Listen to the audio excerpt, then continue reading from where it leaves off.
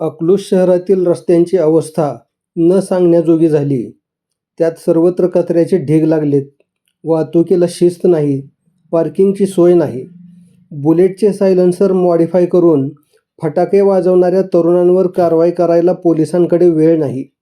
अशा अनंत अडचणीत आणि सगळ्या सावळ्या गोंधळात डिजिटल जाहिरातबाजीला अकलूज शहरामध्ये ऊत आला आहे.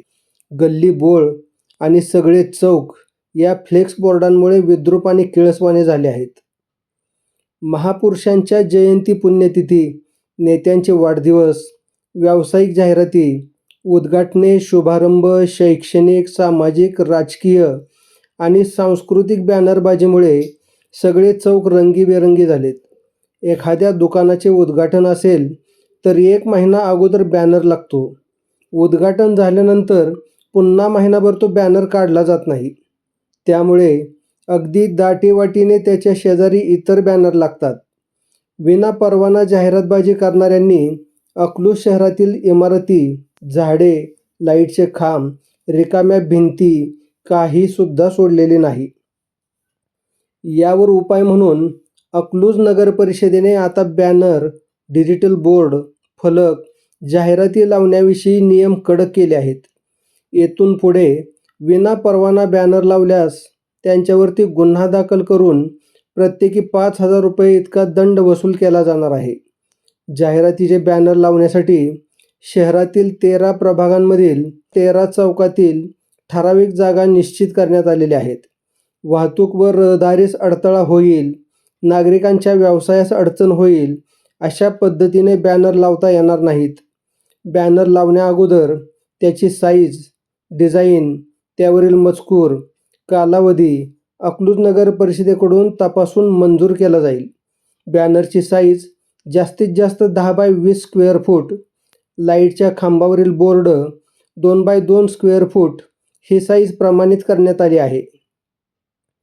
व्यापारी कमर्शियल जाहिरात 10 रुपये प्रति स्क्वेअर फूट, महापुरुषांचा बॅनर अभिवादकांच्या फोटोसह व श्रद्धांजलीचे बॅनर 5 रुपये प्रति स्क्वेअर फूट, शुभेच्छा किंवा लाईटच्या खांबावरील बोर्ड 25 रुपये प्रति स्क्वेअर फूट असे दर नगर परिषदेकडून निश्चित करण्यात आले आहेत.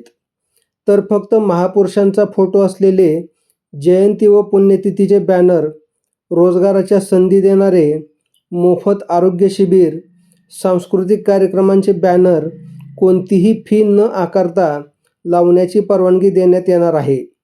फी भरलेले व न भरलेले सर्व प्रकारचे बॅनर फक्त 7च दिवस लावता येतील.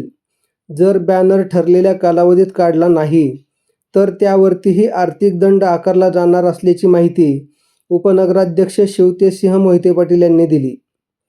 अकलूज शहरामध्ये सध्या पाणी पुरवठा पाईपलाईन, भुयारी गटारांचे काम सुरू आहे. ही सर्व कामे पुढील 25 वर्षांचा विचार करून विस्तृतरित्या करण्यात येत आहेत. पाईपलाईन टाकणे, त्यांची टेस्टिंग करणे, लिकेज असेल तर दुरुस्ती करणे ही सर्व कामे झाल्यानंतर रस्ते बनवण्याची टेंडर निघणार. मग प्रत्यक्ष कामाला सुरुवात होणार. या सर्व कामाला सुमारे 1.5 ते 2 वर्षे लागतील. त्यामुळे नागरिकांना नाइलाजास्तव त्रास होणारच आहे. पण स्वच्छ आणि उच्च दाबाने पाणी पुरवठा, भूमिगत सांडपाण्याच्या गटारी यांसाठी थोडा त्रास सहन करावा लागणार आहे.